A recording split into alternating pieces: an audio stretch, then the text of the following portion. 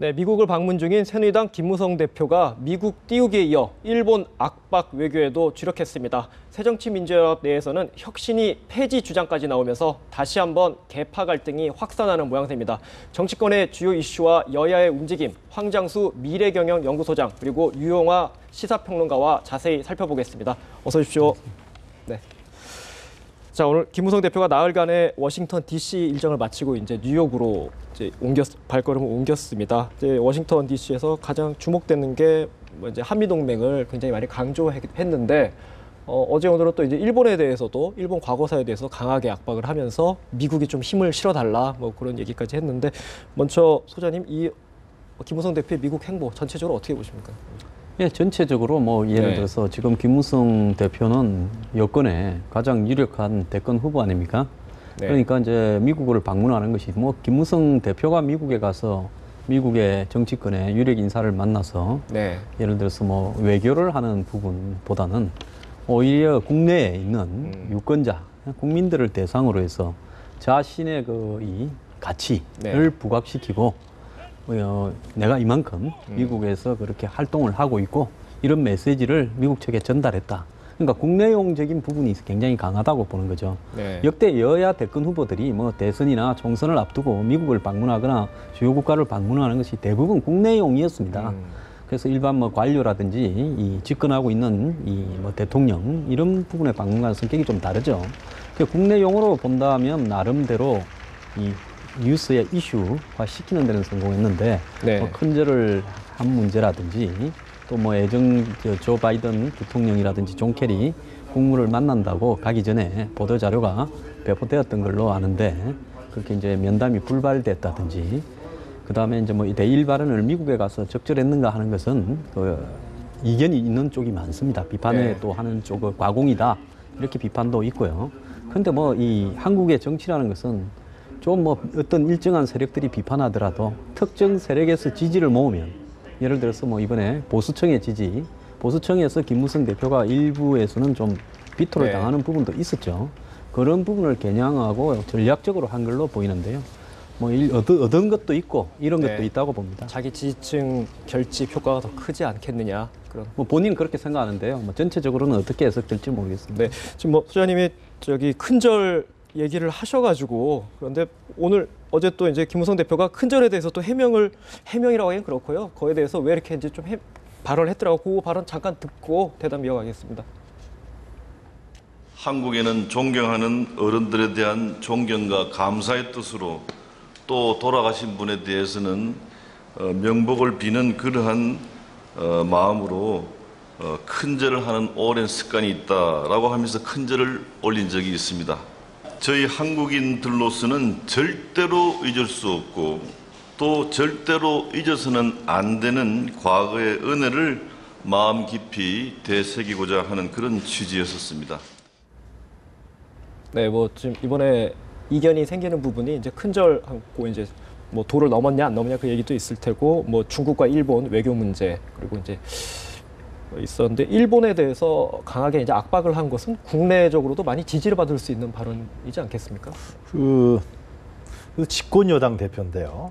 과거에 좀 신뢰가 있는 집권 여당 대표는 되게 대통령의 친서도 갖고 가는 케이스들이 있었어요. 근데 이번에는 전혀 그런 게 없었던 것 같고, 그러니까 행정부에 있는 그 뭐 존 케리 국무장관이라든가 이런 사람들이 만나기가 아무래도 부담스러웠던 것 같고, 실질적으로 뭐 어떤 집권 여당 대표라 그러면 이제 그런 미국에 갔을 때 좀 외교 행보라든가 지금 현재 동아시아에서 필요한 한미 동맹 관계라든가 또 미국의 역할 이런 부분들 속에서 좀 깊이 있는 내용도 전달하고 의견도 얘기하고 이런 부분들이 실제로 좀 생산적인 방미에 대한 성과가 나오지 않겠습니까? 그런데 이번에 김무성 대표를 보면 우리나라 국민 누구나 알듯이 대권 행보에 아주 거의 100%의 대권 행보가 아니었느냐. 이벤트성이 있다. 강했다. 실제로 뭐 큰절을 한다든가 이런 부분들은 뭐 한미 동맹 지금 아주 결속력이 아주 좋지 않습니까? 상당히 좋고 박근혜 대통령과 뭐 미국 오바마 대통령과의 관계도 좋고 실제로 이번에 뭐 오히려 어떻게 군사적 동맹의 입장에서 봤을 때는 중국에서 실제로 좀 견제할 정도로 그런 한미 간의 군사력 동맹은 상당히 결속력이 강한데 이러한 액션을 굳이 하는 이유는 결국은 자기 자신이 황 수장께서 지적했습니다만 국내에 있는 어떤 상당히 우익적인 보수 세력들에 대한 자기 자신의 어필 이런 부분들. 뭐 대일 관계 문제도 결국 그런 부분에는 어필 아니겠습니까? 지금 실제로 뭐 지금 한일 관계라든가 이런 부분들 속에서 미국이 역할을 해야 된다는 것은 우리나라 정부의 외교 라인 쪽에서도 계속 얘기가 했던 것이고요. 그래서 그런 부분들을 사실상 재탕삼탕하는 거로 이제 보이는데 그런 것은 자기 자신이 어떤 대통령 후보로서 미국에 가서 미국이라는 거대한 대국에 가서 한국에 있는 보수 세력들에게 나 이렇게 하고 있다 이런 부분들을 보이면서 국내의 지지자 세력들을 높이려고 하는 뭐 그러한 전형적인 정치적 행보가 아니냐 우리가 그렇게 규정 내릴 수 있을 것 같아요. 뭐 두 분의 뭐 의견이 뭐 비슷한 걸로 저는 들리는데 그 두 분이 공이 지적하셨는데 존 케리 국무장관도 못 만났고 이제 조 바이든 부통령도 못 만났습니다. 이제 김무성 대표 이번에 가서 상원 하원의 이제 유력 정치인들하고 만났지만 행정부의 최고위급하고는 못 만난 거거든요. 아까 그 지적을 하셨는데 그게 박근혜 대통령의 방미를 의식해서 일부러 본인이 뭐 좀 빠진 거 아니냐 이런 해석도 나오는데 어떻게 보십니까? 제가 볼 때 뭐 갈 때 면담이 있다고 뭐 언론에 보도되지 않았습니까? 아마 뭐 캐리는 캐리는 대표 측에서 아마 그렇게 이야기를 했던 것 같고 바이든 부통령도 이름이 나왔어요. 그러면 이제 면담이 안 됐다는 것은 미국에서 아마 그 픽스가 확실하게 되진 않았고 아마 되지 않겠느냐 이렇게 알고 갔던 걸로 보이고요. 가능성 정도로 알고 지난 7월 달에 박근혜 대통령이 메르스 때문에 그 방미를 하려다가 못하지 않았습니까? 그래서 9월 정도로 미루어졌는데 아직 날짜가 픽스가 안 돼 있죠. 그럼 미국 정부의 입장에서는 그때 벌어진 어떤 상황들 메르스 사태와 또 더 나아가서 뭐 그 뒤에 있었던 국회법 개정안 문제 또 여당 내부의 여러 가지 자본 문제 이런 것들을 좀 알고 있지 않겠습니까? 그런 상황에서 예를 들어서 미국의 대통령이 면담이 내부 사정으로 이렇게 취소가 됐는데 미국 입장에서는 어떤 정치적으로 면담이 해석되기를 좀 불편했으니까 그렇게 정리한 걸로 보이고요. 그래서 그건 한국 내부의 여러 가지 정치적인 어떤 미묘함을 나름대로는 뭐 미국 측이 생각을 하고 그렇게 했다고 봅니다. 미국 측에서 좀 의도가 좀 개입돼서 안 만난 거 아니냐 그런 해석이신데 저는 진짜 생각이 들어요. 박근혜 대통령이 그 의원 시절에 미국에 가지 않았었습니까? 그리고 이제 다른 대권 주자들도 미국에 갔을 때는 어떤 이렇게 뭐 큰절을 한다든가 뭐 보수 세력을 향한 이벤트성을 한다기보다도 자기 자신의 메시지를 그때도 스탠퍼드 내한을 납니다. 얘기를 합니다. 우리가 기억하는 것은 뭐 국민 행복 시대라든가 뭐 경제 민주화라든가 물론 이제 이런 부분들이 지금 대통령 된 후에는 하나도 실천하고 있지 않습니다만은 뭐 야당 주자들도 그런 얘기를 과거에 많이 했던 걸로 제가 기억하고요. 김무성 대표가 자기 자신이 국가의 지도자로서 향후에 우리나라의 대통령에 도전할 생각이 있다 그러면은 과연 대한민국이 어떤 비전을 갖고 나가야 될 것이냐, 그리고 자기 자신의 대한민국을 바라보는 철학과 향후의 미래상은 어떤 것이냐, 변화는 어떻게 이끌 것이냐, 이런 부분에 대한 메시지를 하는 것이 훨씬 더 저는 정치적 효과가 크다고 보여져요. 훨씬 더. 이제 그런 부분에 대해서는 사실상 김무성 대표의 입에서 그런 얘기는 안 나오고 있거든요. 전에 이제 중국을 갔을 때는 아마 개헌 얘기를 하지 않았었습니까? 물론 이제 그 다음 이튿날인가 바로 이제 걷어들였지만, 해프닝으로 끝났지만, 이런 부분을 봤을 때는 좀 김무성 대표의 어떤 대권 행보에 좀 우리가 좀 팁을 한다 그러면은 뭐 자기 자신이 국가 지도자로서의 나름대로 역할, 이런 확고한 신념, 철학 이런 부분들을 보여주는 것이 더 유리한 것이지, 여태까지 김무성 대표의 했던 행보들 보면 정치적인 어떤 뭐 정략적인 어떤 행보라든가 아니면 뭐 상당히 그 정치 현장에 대한 어떤 타협과 대화의 중심 뭐 이런 식으로 가기 때문에 이런 부분들이 어떻게 보면 마이너스 효과를 가고 있거든요. 미국에 갔을 때 지금이라도 전 늦지 않았다고 생각이 드는데 뭐 유명한 사람을 만나고 가서 큰절을 하고 이런 것보다도 자기 자신이 대한민국을 어떻게 이끌 것이냐, 이런 부분에 대한 어떤 비전과 그런 부분들을 나타내는 것이 한국에 있는 국민들이 상당히 그 글로벌한 그런 대통령으로서 어떤 부분을 갖고 있구나, 이렇게 인식하지 않을까. 저는 이번에 좀 부족하다는 말씀이시죠? 중요한 거는 TPP 문제, 그러니까 환태평양 경제 동반자 협정이 오늘 이제 지난달에 아마 미국 의회 내부에서 처음에 논란이 되고 좀 비토도 당했습니다만은 오바마한테 의회에서 일임했지 않습니까? 그래서 이제 급물살을 타고 가고 있어요. 그런데 한국은 6월 달에 이제 뭡니까? AIIB, 중국이 주도하는 아시아 인프라 투자은행에 가입을 하겠다고 하고 적극 나섰거든요. 그러면 미국이 이제 일본 등과 칠레, 호주 등과 중심으로 TPP를 출발시키는데 처음에는 미국이 한국 측에 요청하다가 이제는 뭐 지금 들어오지 말고 나중에 오라고 좀 비토를 넣는 이런 양상으로 가고 있고 일본이 오히려 주도해 가고 있어요. 이런 부분에 대해서 시기적으로 김무성 대표가 좀 지적을 하면서 우리가 그 TPP에 적극적으로 좀 가입하고 싶다. 미국의 주요 정치인들한테. 근데 미국에서는 그 우리에 대해서 그 가입과 이런 어떤 부분에 대해서 적극적으로 지원을 해주고 같이 가자. 이런 이야기들을 하는 것이 굉장히 시의적절한 거 아니었나 이렇게 봅니다. 김무성 대표가 조금 느낌으로는 발언을 굉장히 조심한다 이런 생각도 들어요. 근데 야당 대표도 아니고요. 뭐 국회의원도 아니고 집권 여당 대표 아닙니까? 아니 여당 여권 내 그런 역학을 고려해서 그런 거 아닌가 싶습니다. 근데 집권 여당 대표라면은 일단 나갔으면 굉장히 무게가 실리는 거고 실제로 집권 여당 대표는 국내에서 행정부의 문제에 대해서 상당한 부분에서 인발부가 돼 있는 형태고 그리고 국정 운영에 대해서도 실질적으로 상당한 지분을 갖고 참여하는 사람이거든요. 근데 그런 부분에 대해서 황 소장도 지적하신다면 외교 부분에 외교라는 것은 국익 문제고 신뢰에 대한 문제 아니었습니까? 자기 자신의 미국에 대한 충성심을 얘기하는 것이 아니라 그 부분에 대한 행보를 하는 것이 실제로 저는 집권여당 대표로서 나중에 대권 가도에 김무성 대표에게 도움이 되는 것이지. 뭐 아직 뭐 며칠 좀 남았죠? 반기문 반기문 총장도 만난다는 거 아니 반기문 총장도 만났을 때 무슨 얘기를 할 것이냐. 이런 부분들. 그럼 유엔이 해야 될 역할들.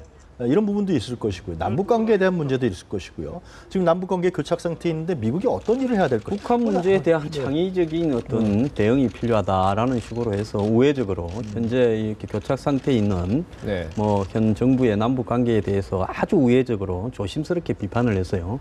그러면 그 창의적인 내용이 무엇인지를 김무성 대표가 구체적으로 반기문 총장을 만나서 같은 한국 유엔 사무총장으로서 북한과의 역할을 좀 해달라든지 이런 이야기를 하는 것이 바람직하겠죠. 그 뭐 출국길에도 뭐 북핵 문제를 뭐 좀 논의하겠다 이렇게 밝히긴 했었거든요. 근데 뭐 아직까지는 북핵 관련해서는 구체적인 워딩이 안 나오더라고요. 그런데 알겠습니다. 그 뭐 김무성 대표 방미 일정은 조금 남았으니까 좀 계속 봐봐야 될 것 같고 일단 야당 얘기를 좀 잠깐 해보겠습니다. 그 김무성 대표가 어제 오늘 계속 이제 그 일본의 대일 문제 이제 과거사 문제를 계속 비판했는데 마찬가지로 문재인 대표도 비슷한 행보를 하고 있는 것 같아요. 어젯밤에 그 영화 암살을 관람했다고 하는데요.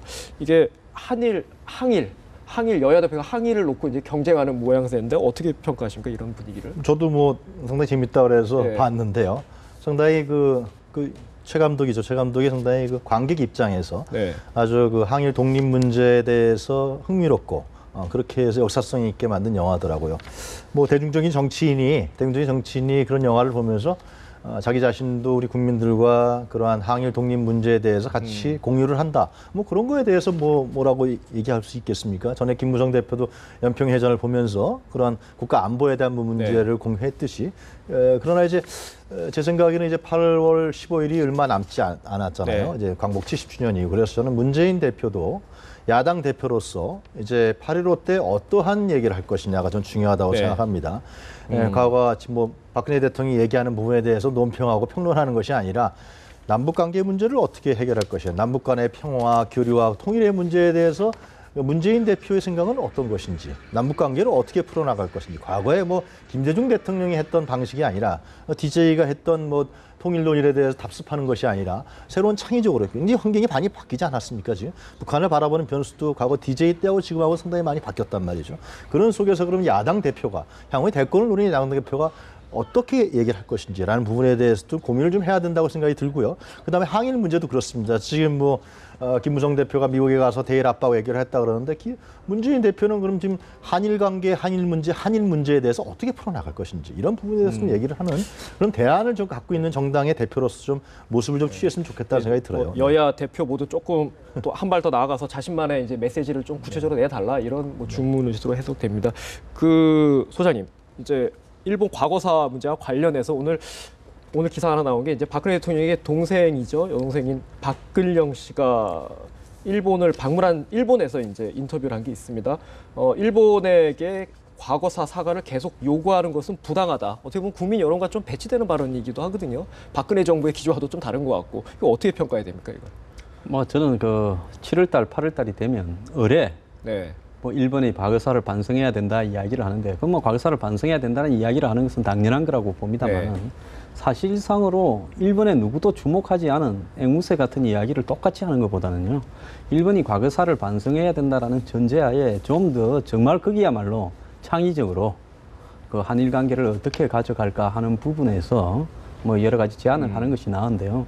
그건 뭐 전혀 그 내국용이지 대일용이 아닙니다. 그 정치인들이 일본의 과거사 반성을 요구하는 것은요.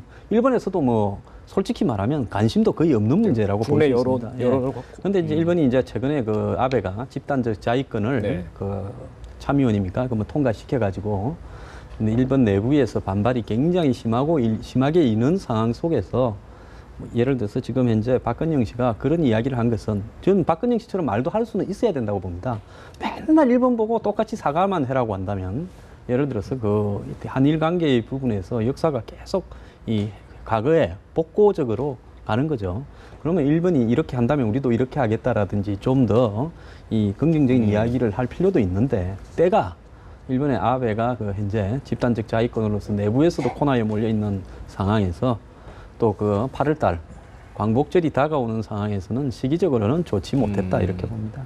뭐 저기 어떻게 저는 보셨어요? 두 가지 점에서 적절치 못했다고 생각이 들어요. 그러니까 첫 번째로는 지금 뭐 다 아는 사실입니다만, 일본이 급격하게 우경화를 하면서, 그리고 지금 자위권 문제라든가 동북아시아의 평화 문제를 상당히 군비 경쟁으로 몰고 갈 수 있는 확률이 크기 때문에, 그래서 지금 중국이나 우리나라가 과거에 대한 문제에 대한 사과 문제, 위안부 부분에 대한 사과 부분을 거론하는 거 아닙니까? 그것이 뭐 그들에게 내정 간섭을 하려고 우리가 거론한 것이 아니라, 일본의 재무장이라든가 우경화가 결국 동아시아의 평화를 과거의 역사 속에서 헤쳐왔고, 그리고 침략적 전쟁을 벌인 국가였기 때문에, 자칫 잘못하면은 중국과 일본이 군비 경쟁을 통해서, 그럼 가운데서 샌드위치되는 어떤 한반도가 되기 때문에, 그 문제에 대해서 우려해서 우리가 일본의 과거에 대해서 분명히 문제를 다시 한번 짚어나가려고 하는데, 그것을 대통령의 그 동생이 일본에 가서 그런 얘기를 했다라는 것은 적절치 못하고, 두 분 다 시기적으로는 일단은 적절치 그리고 못하다. 그런 인식이라든가, 그리고 이제 과연 그럴 이유가 과연 있느냐라는 생각도 들고요. 아무래도 주목을 받을 수밖에 없는 것이고, 뭐 내달 4일날 방영이 된다 그러지 않습니까? 정치적 효과를 볼 수 있기 때문에, 또 대통령과 상당히 또 다른 생각이라고 제가 알고 있기 때문에 적절치 못한 행동이 아니었냐, 발언이 아니었냐, 그런 생각이 듭니다. 그 뭐 요 발언에 대해서 좀 부적절했다 이런 두 분 다 지적을 해주셨는데, 이제 좀 비슷한 요즘 좀 논란이 되고 있는 발언이, 야당의 이제 김광진 의원이 최근에 한 발언이 있는데요. 여기 이제 조금 야당 쪽에서 부적절한 발언이라고, 야당 내에서도 그런 얘기가 좀 나오고 있습니다. 이게 뭐냐면 이제 국정원 해킹 의혹과 관련해서 이제 민감한 종교 문제를 언급했는데요. 그 김광진 의원의 발언 한번 들어보고 대답하도록 하겠습니다. RCS로 카카오톡 감청 안 된다라고 한 건 어떤 근거로? 아무런 근거는 없고 믿어달라고. 실시간 도청도 안 된다. 믿어달라. 원장이 그렇게 진짜 얘기했나요?